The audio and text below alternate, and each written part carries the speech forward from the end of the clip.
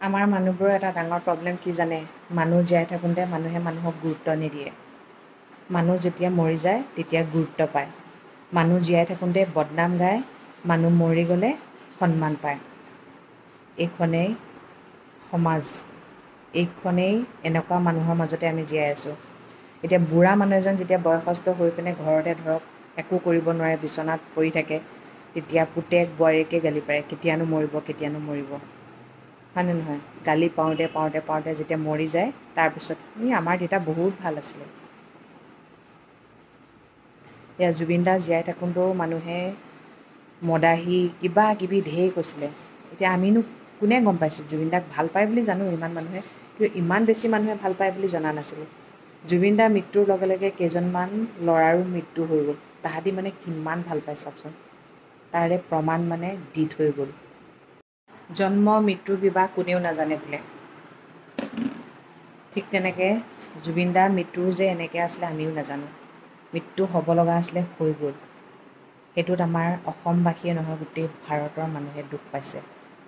তেওঁ যে এনেকুৱা এজন লেজেণ্ড আছিলে, তাৰ প্ৰমাণ এতিয়াহে পোৱা গৈছে। আগতেনো জুবিন দাক কোনে খুচৰি খুচৰি চাইছিলে? ভাল পায়, জুবিন দাৰ গান ভাল পায়, ভাল পায়। জুবিন দা মৰাৰ পিছত এতিয়া তেওঁ পুৰণা কথাবোৰ ইমান ভাল ভাল কথা কৈছিলে, সেইবোৰ কথা এতিয়া মানুহে শ্বেয়াৰ কৰিছে, আগতে শ্বেয়াৰ কৰা নাছিলে। সেইটোৱে কথা, জীয়াই থাকোঁতে শ্বেয়াৰ নকৰে। জীয়াই থাকোঁতে এটা কথাই, এইটো মদাহী, মদ খাই ষ্টেজত উঠে, অসভ্যালী। ভাল মানুহৰ মগজুতো কিছুমান মানুহে বেয়া ভাৱ ভৰাই দিছিলে। সেইকাৰণে মানুহে কথা কওঁতে অকণমান চাব লাগে। কিছুমানেতো জুবিন দাক ইমান বেয়া বেয়া কথা কৈছিলে, এতিয়া মৰাৰ পিছত ক্ষমা খুজিছে। তেওঁ জানো শুনিলে? নাই শুনা। সেইকাৰণে কথা কওঁতে সাৱধান হ'ব লাগে। তেওঁ এখন বৰ অসম বিচাৰিছিলে, বিশাল অসম, আৰু সেই বিশাল অসমখন তেওঁ মৰাৰ পিছতে দেখা পোৱা গ'ল। জাতি ধৰ্ম নিৰ্বিশেষে সকলো এক হ'ল। নহ'লে অসমখনত ইমানেই খোৱা কামোৰা লাগিছিলে, জাতি মাটি ভেটি লৈ পিনে। এতিয়া মানুহখিনি মিল হৈ গ'ল, আৰু সেই মিলটো যাতে সদায় থাকে। কালি গৰিমা বৌয়ে এটা ভিডিঅ'ত কৈছে, তাকে বিচাৰিছিলে, তাকে যাতে মানুহে শান্তি বজাই জুবিন দাক ন্যায় দিয়া কামত সকলোৱে একতা হৈ কাম কৰে। তেওঁ মৰাৰ লগে লগেই অসমখনত বহুত সলনি হৈ গ'ল। সেইকাৰণে ভগৱানে মানে চব লিখি থৈ দিছে। অসমখনত ইমানেই মানে এনেকুৱা হৈছিলে, তাৰতো সলনি এটা হ'ব লাগে ন? সেইটোৱে প্ৰথম সলনি কৰিছে। তেওঁৰ ওচৰত ইমান মানুহ আছিলে, ইমান ভাল পোৱা মানুহ আছিলে, কিন্তু তথাপিও তেওঁ মনৰ কথা কেইটামান প্ৰকাশ কৰিব পৰা মানুহ নাছিলে। এয়াই তেওঁ কিমান দুখত। আমিতো মনৰ কথা এটা প্ৰকাশ কৰিব পাৰিছোঁ, কিছুমান মানুহতো আছে মনৰ কথা এটা প্ৰকাশ কৰিব পৰা নাই। তেওঁলোক কেনেকৈ জীয়াই আছে কওকচোন? এতিয়া আমি এজনী ছোৱালী মাক হয়, এখন ঘৰৰ বোৱাৰী হয়, আমি এতিয়া কাম নকৰি বহি থাকিলে জানো হ'ব?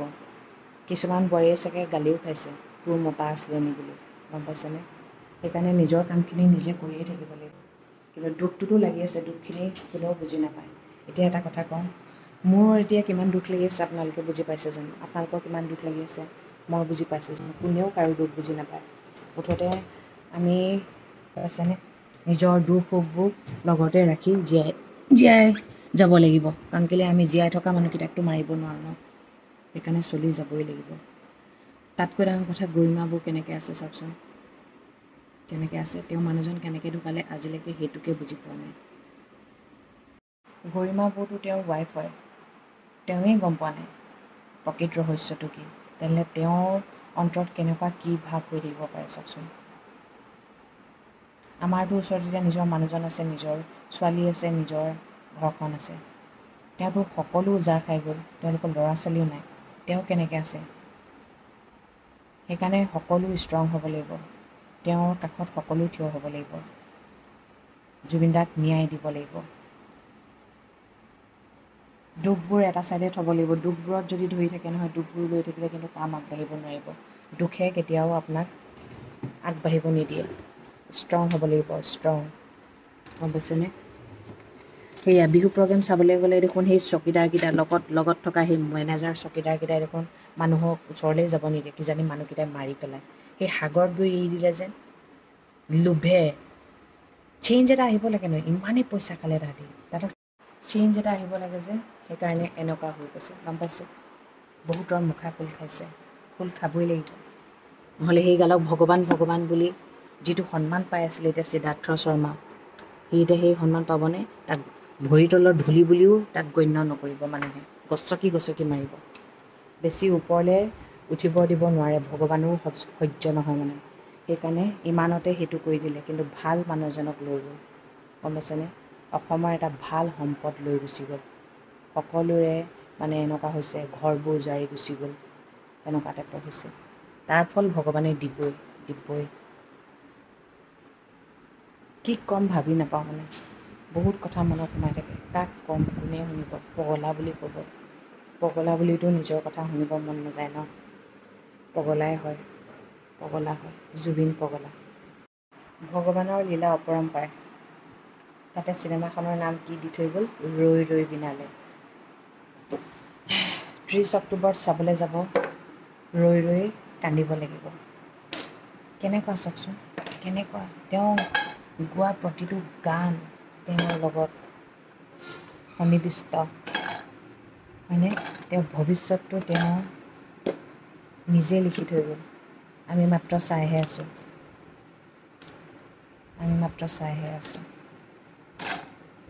সকলো একতা হৈ থাকিব, একতা হৈ কাম কৰক, নিশ্চয় জুবিনদাই ন্যায় পাব, ভেদাভেদ নহ'ব। যেনেকৈ জুবিনদাৰ সকামলৈকে মানুহবোৰ এক হৈ আছিলে, তেনেকেই সদায় থাকিব। বিশাল অসম বনাওক, জুবিনদাই ভাল পাব। জুবিনদাৰ মানুহ হয় যদি জুবিনদাই যি কৰিছিলে সকলোৱে মিলি সেইবোৰ কাম কৰক। মানুহে মানুহৰ বাবে কাম কৰক। বেয়া মানুহবোৰক মানুহৰ আগত পৰিচয় কৰাওক, যিমানেই ডাঙৰ মানুহ হওক। জীৱ জন্তু চৰাই চিৰিকটি পশু পক্ষীৰ কাৰণে কাম কৰক। গছ গছনি ৰুৱক, নাহৰ ৰুৱক। নাহৰ ফুলৰ আদৰ নাই, গম পাইছেনে? নাহৰ ফুল পূজাত নালাগে, কিন্তু সেই নাহৰকে জুবিনদাই আদৰ দিছে চাওক, ভাবক তেওঁৰ অন্তৰখন কিমান বিশাল হ'ব পাৰে। সেইটো কথা চাগে বহুতে মনেই কৰা নাই। নাহৰ ফুল কেতিয়াও পূজাত নালাগে, নাহৰৰ আদৰ নাই, নাহৰৰ পাতখিলাহে লাগে। কিন্তু সেই নাহৰ ফুলকে জুবিনদাই একদম ধুনীয়াকৈ ইমান গুৰুত্ব দিছে। নাহৰ বাৰী কৰি পেলাওক, নাহৰ গছ ৰুৱক। ভগৱান আছে, ভগৱানৰ ওপৰত সম্পূৰ্ণ বিশ্বাস আছে। তেওঁ ঘূৰি নাহে, কিন্তু আগৰ দিনো ঘূৰি নাহিব। আমি এই দিন দেখিবলৈ নাপাওঁ, মৰি যাম, নাজানো আৰু। আমি এই চদমাটোতে সোমাই থাকিম। আমাৰ ল'ৰা ছোৱালী যেনিবা বাচিলে যেনিবা, সেইটোৱে ক'ম আৰু। এইফালে কাপোৰ পেক কৰি ল'লোঁ, আইডিয়াৰ কাপোৰ, এইফালে আমাৰ কাপোৰ, এইবোৰ ভাগে ভাগে এইখিনি তাই বোলে লৈ যাওক। মানে ছোৱালীজনী পৰিহে আছে আৰু আমাৰ কাৰণে ছোৱালীজনীয়েতো ডাঙৰ ন। ইমান কাহ হৈছে মানে, কফখিনি ওলাই নগ'লে প্ৰব্লেম হ'ব যে, সেইকাৰণে গুৱাহাটীলৈ ডক্টৰে মাতিছে। ৰাতিপুৱা কাইলৈ মানে 10টাৰ পৰা 2টালৈকে বহিব। আমিতো ৰাতিপুৱা সোনকালে ওলাব লাগিব, আৰু আৰিয়া অকণমান শুৱে, সেইটো কাৰণেতো দিগদাৰ হ'ব। সেইকাৰণে আজি এতিয়া ওলাব লৈছোঁ।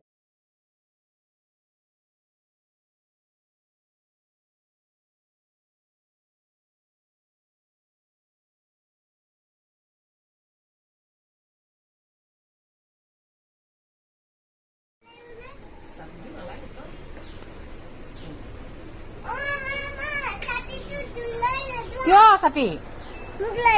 এই ছাতি নিনিও, আমি গাড়ীতে যাম। 9:18 হ'ল, আহি পালেহি। এইভাগে জুপিয়াই থাকে আৰু গোটেই সাৰ সৰঞ্জাম, ছাতি তাতি, এইফালে কিটচেন ছেট। আমি এই হোটেলখনত থাকিবলৈ আহিলে সদায় আমি এই 305 ৰুমটোৱে পাওঁ। সেইফালে ছাতি লৈ ক'বই নাই। 305 দেখিছেনে?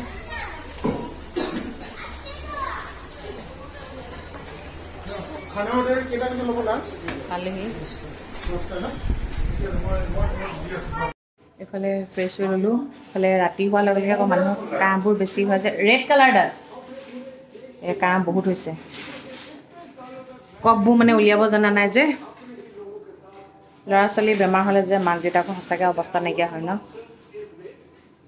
যিমান ব্যস্ততাই নাথাকক লাগিলে, ল'ৰা ছোৱালীৰ কাৰণে মাক দেউতাক দৌৰি মৰি হ'লেও চব কৰিবই, হয় নাই?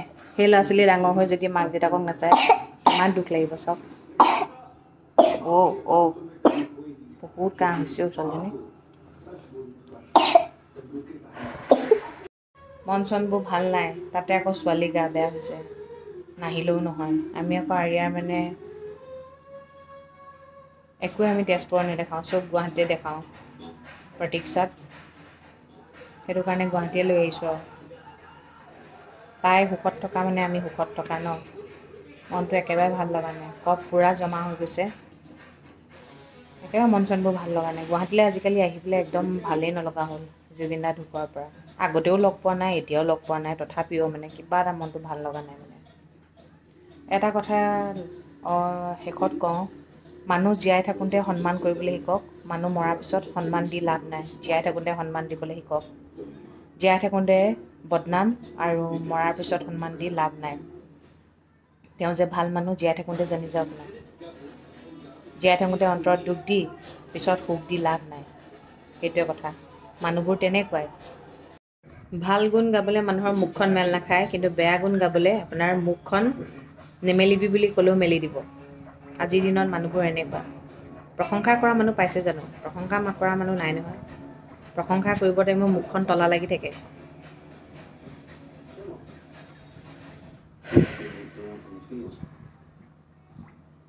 ঠিক আছে তেন্তে আজিলৈ সমাপ্ত কৰোঁ আৰু। ভগৱানক এটাই প্ৰে কৰিছোঁ, ভগৱান ছোৱালীজনীও ভাল হওক, জুবিন দাও ন্যায় পাওক, সেইটোৱে কৈছোঁ।